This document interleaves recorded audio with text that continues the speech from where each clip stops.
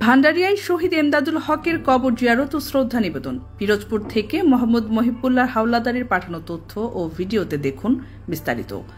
পিরোজপুরের ভান্ডারিয়ায় অনুষ্ঠিত হল জুলাই গণ অভ্যুত্থানে শহীদ এমদাদুল হকের প্রথম মৃত্যুবার্ষিকী উপলক্ষে কবর জিয়ারত ও শ্রদ্ধা নিবেদন।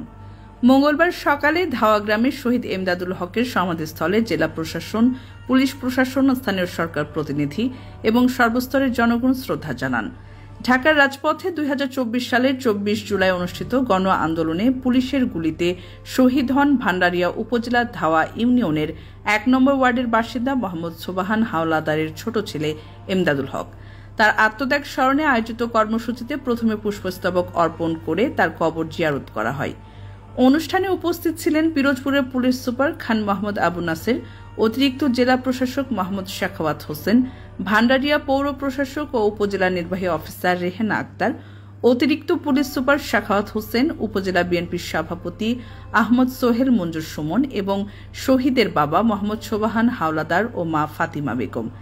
এছাড়া সরকারি বেসরকারি বিভিন্ন দপ্তরের কর্মকর্তা, কর্মচারী, শিক্ষা প্রতিষ্ঠানের শিক্ষক ও শিক্ষার্থীরা দোয়া মাহফিলে অংশগ্রহণ করেন এবং শহীদের প্রতি শ্রদ্ধা নিবেদন করেন।